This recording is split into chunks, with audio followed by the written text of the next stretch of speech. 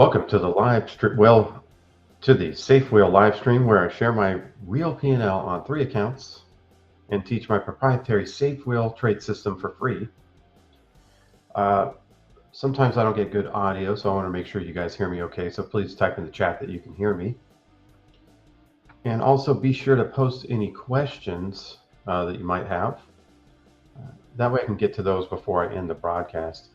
I have a special announcement that I want to make. Quick announcement that I will be hosting a live information session about an exciting update on my Premier Level 5 trading system.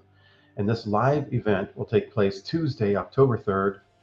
And this is for you if you have at least $30,000 in trading capital and you want to learn the best strategy for beating the S&P, making money in all markets, all while preserving capital and keeping drawdowns extremely low.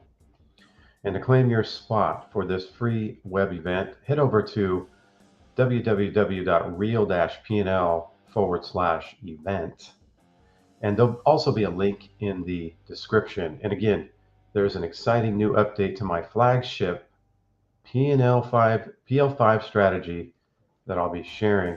Go over to real-pnl.com/event to learn more or see the link in the description.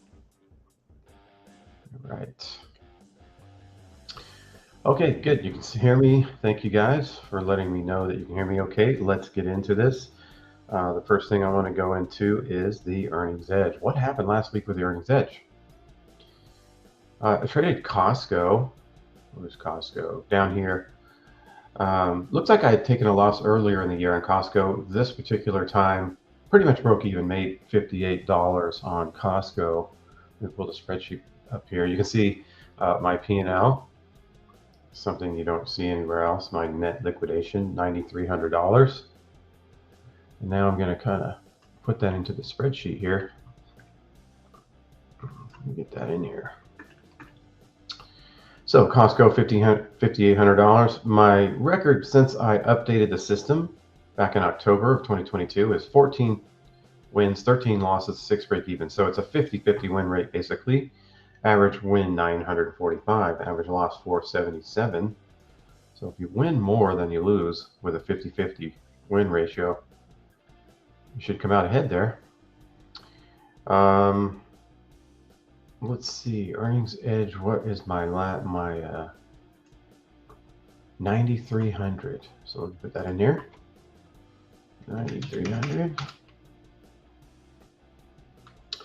And what's the S&P today? What's the SPY trading? 430.37. 430.37. Okay, so in 2022, we know the numbers, 63% versus minus 19.5 outperformed with the earnings edge. And in 2023, oh, look at this. The earnings edge is outperforming the S&P 500 on the basis of returns, but on as far as risk adjusted, it's not outperforming because it has much more risk than just holding the S&P 500. But you can see since the inception, which was January 2022, the system's up 86%, and the market still hasn't recovered since the end of 2021. It's down 9.39%. That is for the earnings edge. Okay. Let's talk about the Premier Level 5. So I'm going to go to the account and show you my P&L. 36,000. Let's see, I'll put that in here. 36, let's call it 218. 36,218.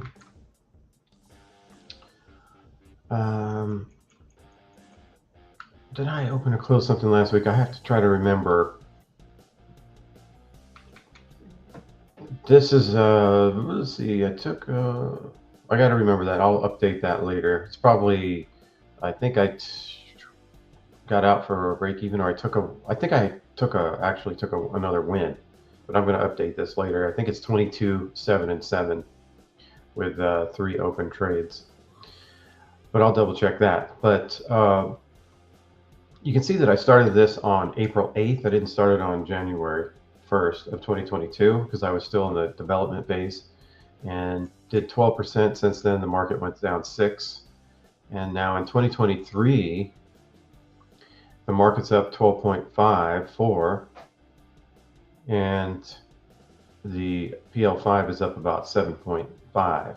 But the thing is, I have about 1/4 the risk, approximately. So as far as a risk-adjusted returns, the PL5 is vastly even outperforming in 2023. But then also when you look at the overall totals, up about 21% versus the S&P up about just over 5%.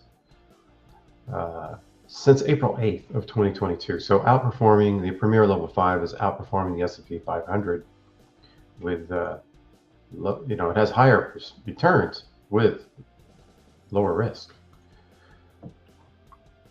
Okay, so that's the Premier Level 5. Let's get into the safe wheel. That's what a lot of people are here for.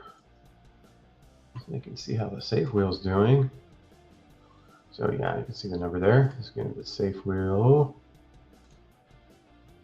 Trading DKNG. You can see I'm at 6,608. Let me put that into the spreadsheet there. 6606. Okay, so again, 2022 outperforming 21% versus minus 19. We knew this.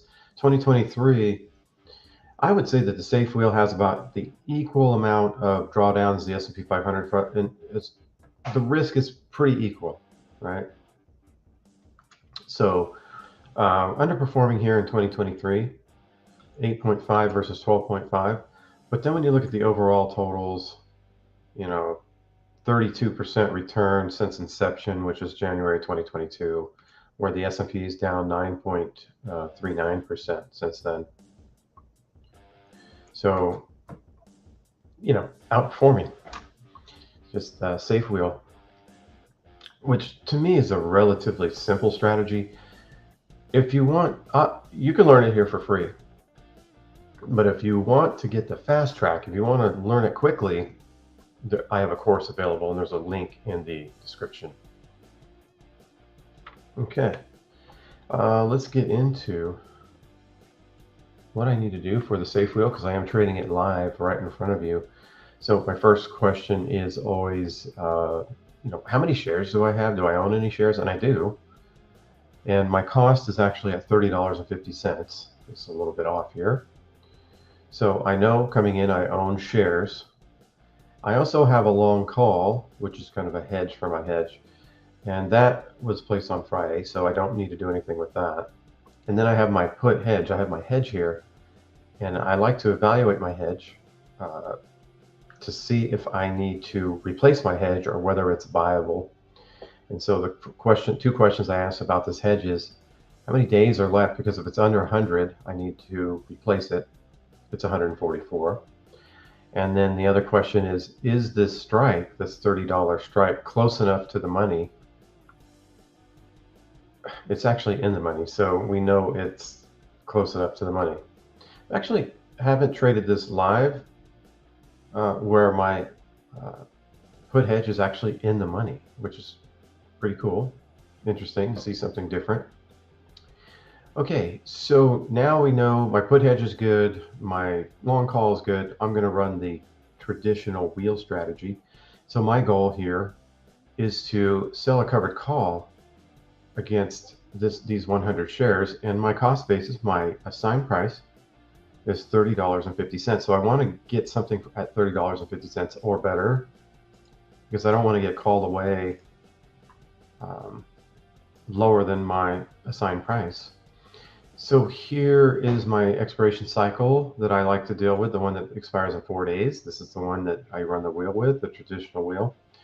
And my cost basis is $30.50. I can't sell a call for anything more than around $30, $31. So there's not enough premium for me to sell a covered call. I'm going to go into tier 2. So I've got the system set up to where I can run 2 wheel strategies, not 3 though, just 2, right? So I'm going to actually sell a put and open up a layer. And what I want to do is sell a put at least like higher than the actual price of the underlying. So at least like 28 cents, right? So this one right here, this 26.50, not quite cutting it. I mean, it's close. Maybe I could do it, but I'm going to come into the $27. I'm going to sell the $27 put. I could maybe do the 26.50. It's pretty close. I'll go with the 27. So I'm going to sell this, and now I'm going to talk about sizing a little bit. Just put that in there. What is my sizing?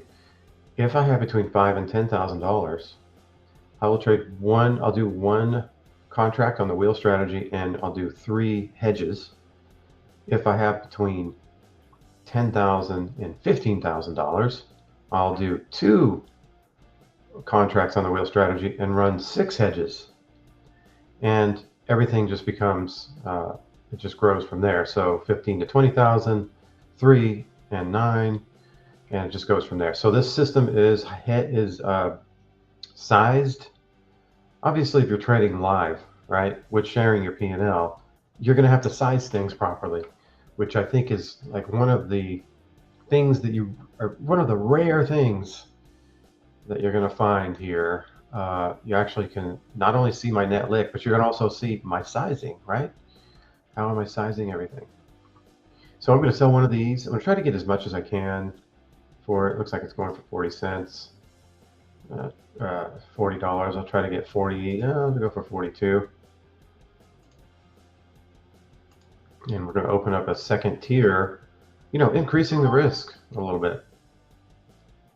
All right. Okay, we're filled at 42. So now I've got another put, this $27 put. We'll see what happens next week if I get up signed on this put or not. My hedge is already in the money, so I'm not real worried about that. In fact, it would be nice if the market crashed or DKNG went down significantly. That would help me out quite a bit. Or if it goes up, that's good. I own 100 shares, so that would be good too. So I'm in pretty good shape. Okay, so that is the safe wheel for today. Pretty easy, pretty straightforward, I think. Now let's get into any questions that there might be. I was wondering if there's any questions about the safe wheel, or maybe just options trading in general. I've got a pretty good knowledge about options trading, so you can get access to me right now for free. So let's see if there's any questions here. So Will, I like the current position we're in on the safe wheel right now. Feels very safe. Yeah, I agree, because we're in the money on our 3 put hedges. So we don't have that no man's land where we're out of the money. We're looking pretty good. So we actually sold a put that's in the money, $3 on the hedge. So yeah, we are in a safer. Walter says, make sure you guys hit the like button. I appreciate that, Walter. Thanks for reminding me. I always forget to talk about that. Movie asks, when would we get out of the put hedge? So typically I would only get out of the put hedge when this was actually an opportunity to get out, but when I long 200 shares, that's when I would consider using the put hedge as actually doing what it's supposed to do, like making me money. Or there's other times when you get out of the put hedge because it's other circumstances of the system that tells you to get out of the trade completely. Like if you're taking a loss, like say you've got assigned 200 shares and you can't sell any premium around that, you just get out of the trade completely. So that would be one way of getting out of the put hedge. But as far as using it, I think your main question is, when are you going to use that put hedge? Like capitalize on it. And it's when I'm long 200 shares and my put hedge has made me more money than the 200 shares is down, right? So if you look at this 100 shares right now, it's down $24, and you can see the put is down $465. So that kind of would be a scenario close to a scenario to use the put hedge. But as a rule state, I need to be long 200 shares before I capitalize and use this put.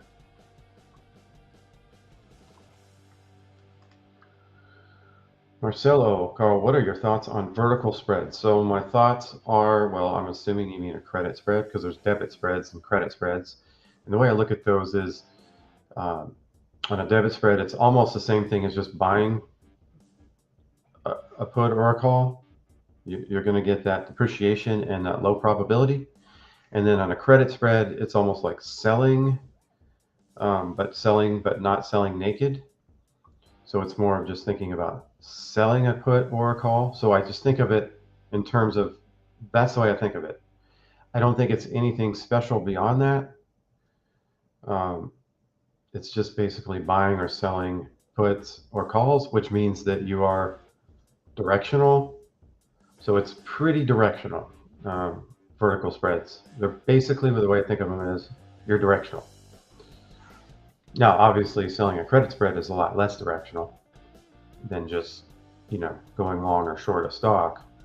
But the way I think of them is they're too directional for me, for my capital. Some guy, what is the return on the safe wheel to date? It is 32.12% to date, starting on January 2022. Okay, Will, can I ask a bit more philosophical type questions on options trading? It's not sure it's appropriate for this type of stream, but I have a couple. Sure. Let's see. All are kind of related. Sure, I'm open to that. Peter, you don't have enough premium for the covered call. How much do you actually need? Selling a $30 call would be okay since you pay $28. Okay, so yeah, that's the thing. This has to do with the accounting, first in, first out kind of thing, and I switched it to first in, last out. So this should say $31.50. It says 28, but it should say 31.50. I've already sold and got assigned a cover call on my $28 strike. I hope that makes sense to you. Kevin says, good morning. Good morning. Good morning, Kevin. Tyler, since you are long 100 shares, do you have to buy the long call? Yeah, a lot of people, Will talks about this a lot. He sometimes probably doesn't buy this long call since he's already long. The main reason why I do it is really for consistency of the trade plan. I wanted to keep it so black and white. I don't want to add some type of variables that make it, I mean, there's already quite a few rules to stick to, and I don't want to add more. So that's the main reason why I do that. Plus, maybe DKNG gets a takeover bid and it goes from 27 to 50. That'd be nice.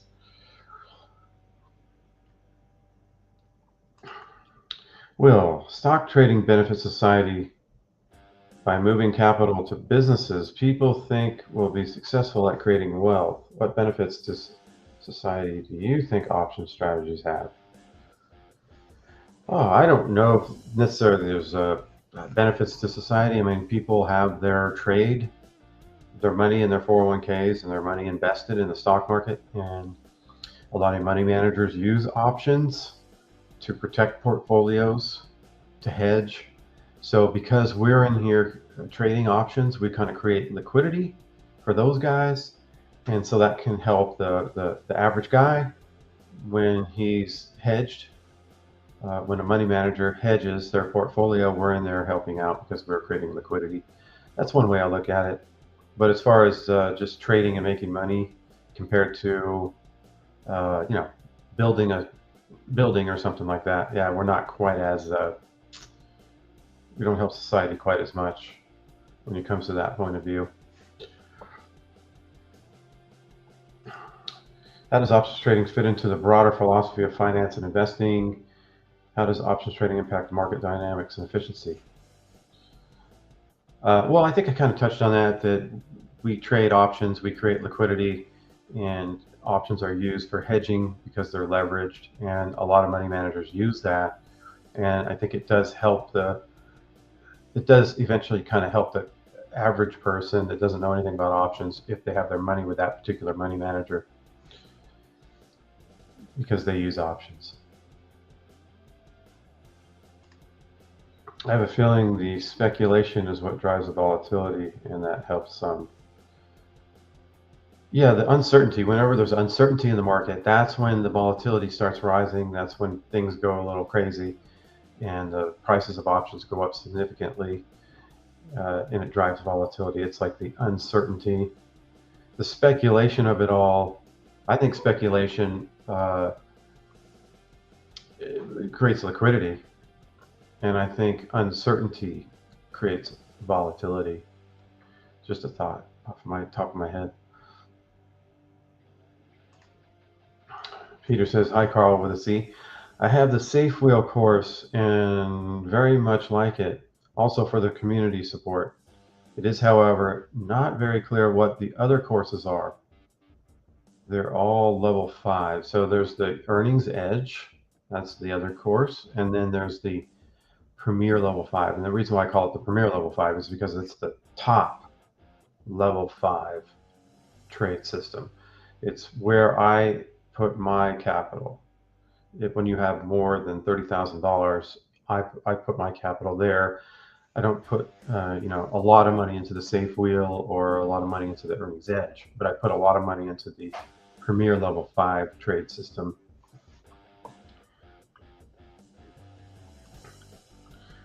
If the risk graph shows a lot of danger on the lower end and the upper end looks safe, I prefer buying a $5 put. Good philosophy. Yeah, I don't get into the risk graph on this Safe Wheel. I try to keep it as simple as possible, and I use only percentages to make all the decisions, not a risk graph. But yeah, you could definitely look at the risk graph and make decisions based on that. Walter, it's a shame that an honest guy like you gets 20,000 subscribers, but a crook that promises 30% returns gets 200K. Yes, it is, and I'm trying to change that, trying to change the industry. Doing everything I can to, these guys that making all these false claims, I want eventually for them to not be able to do that. And so that's one of my goals. And I'm working on it. Chris, how does the call portion of the hedge for the hedge work? So the put here, the $30 put, I have 3 of those. So as the market rises, this put loses money rather quickly. And it's not a big deal. I mean, it happens. But if, let's say that the DKNG goes up significantly in a short period of time, let's say it goes to $40. Well, this $30 put's going to lose almost all its value. It's worth almost $5. It's going to go down to like, I don't know, 50 cents. That's going to be a significant hit. That's like a $400 hit. So I have this call right here. It only cost me $5. But if we have this crazy up move, this thing's going to be worth, $600, $700, $800. So that's the reason for it. It's like that crazy up move. I'm just protecting myself against that. Tron, I like the idea of modifying the rules to not buy the call if we're already long shares. Pretty straightforward. It doesn't seem to add too much complexity. You'd be surprised how much complexity one little thing creates. We have a nice flow chart. And for me, this trade is very, very simple. And the flow chart is much larger than what I would expect it to be. Much more choices than what I would ever expect. And just one small tweak like that, you would be amazed at how many changes that makes and how much it adds to a flow chart. David, although you don't get enough premium on selling the call at the 30.50, wouldn't it provide some benefit to sell one anyways while you're still sell the second put? Okay, selling one anyway, so meaning that I would sell one under my assigned price, which means that if I got signed or I got called away, I would take a loss. So I'm in the stock at $30.50. If I sold a $29 call and I got called away, I would lose $1.50, 150 bucks.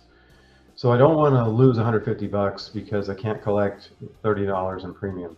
So the risk reward is just not there. With the traditional wheel, you get stuck in your positions. Like I'm stuck in this position, right? This $30.50 position. Technically, I'm stuck there, right? Because I can't sell any premium against it. That's why I do the safe wheel. That's why I have a hedge, so I don't get stuck. Some guy, how scalable do you think the earnings edge is? I don't really think that it should be scaled per se. I am starting with $5,000. My goal is to get my $5,000 account up to $30,000. It's at 9,300. Once I get to 30,000, at that point, I'm probably going to, start over at 5,000 again. So I wouldn't scale it because it's too risky. Now, other people have higher risk tolerance, but if they want to scale it, that's up to them. But I personally don't recommend it. And I don't do it. And you mean account size? Yeah, that's what I was talking about. So guys, scammers have always existed throughout history, preying on people's greed and fix for a quick and easy win. That's right. Totally agree with that. Peter, if you buy the Earnings Edge Alerts program, do you pay extra for the alert updates? If I recall, you get about 3 months of the alerts with the program, and then after that, then you would pay extra if you wanted to stay and see my picks, my alerts. But so for the short term, the answer is no, you don't pay extra.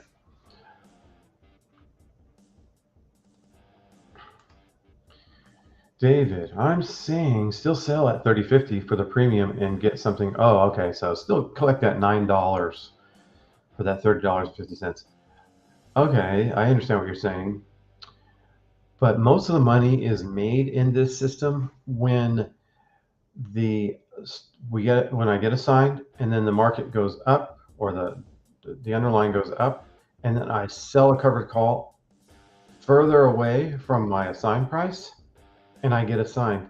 That's where most of the alpha occurs with this trade. So that's why I don't do that.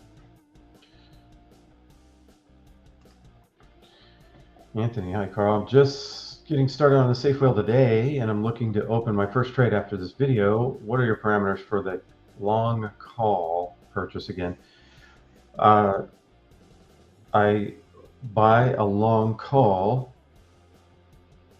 I typically do it on Fridays. You could do it today also, but you want to be in the same expiration cycle as your traditional wheel. So that would be this Friday. Today's Monday. So I would buy this Friday's call and I would buy something for $5. I'd pay $6, but not $7. $7's too much. That would be the parameters. Walter, do you use multiple brokers? Yes. And if so, can you rate their trading platforms? Sure. I trade a company called Dash Prime, and they have a thing called Silex. And Silex is, it's okay.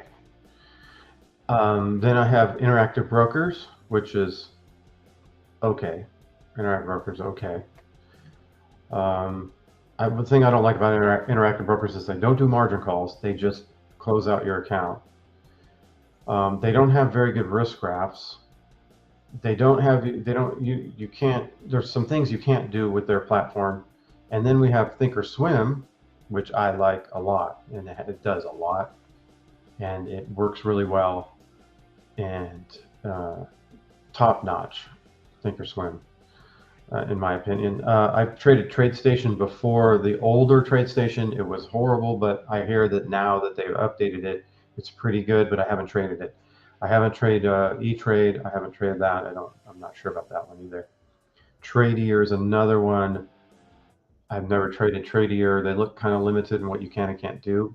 And then Tastyworks. They're very limited. They're limited on the trade structure. Like I can't even trade the PL5 with them because they're so tied into what they do. So, but it looks like a decent platform, but they don't have a lot of things that they should. They're really geared towards their own trade system. You can't like go out and do different trade systems and use their platform so much.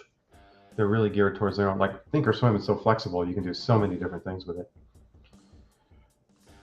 Richard, what's better if you have 10K to scale up one safe wheel or to start a second safe wheel on a different stock? For me, I would just stay on the same stock, and I don't think there's much difference. I don't feel like it's a form of diversification to go from one underlying to a different underlying on the safe wheel. I would just stay with one, keep it simple. That's what I would do. Will, backtesting is important. Curious, what do you think of a system successful using paper money accounts? Is there any caution you have about paper money accounts not showing everything and not being real? Yeah, actually, Interactive Brokers has a pretty good paper trading account. Thinkorswim's is okay. It's the execution's a little wanky, you know, and yeah. So I mean, if you're going to paper trade, IBE is probably better. But I don't. It's hard for me to paper trade because if I don't have real money on the line, I don't pay attention and I don't do the due diligence that it takes to follow the system. That's just me. So. Besides not showing all four market types. Okay, so you're talking about backtesting. Okay. I just want to make the announcement one more time to make sure that everybody gets it. So a quick announcement, I will be hosting a live information session about an exciting new update on the Premier Level 5 trading system. The live event will take place Tuesday, October 3rd.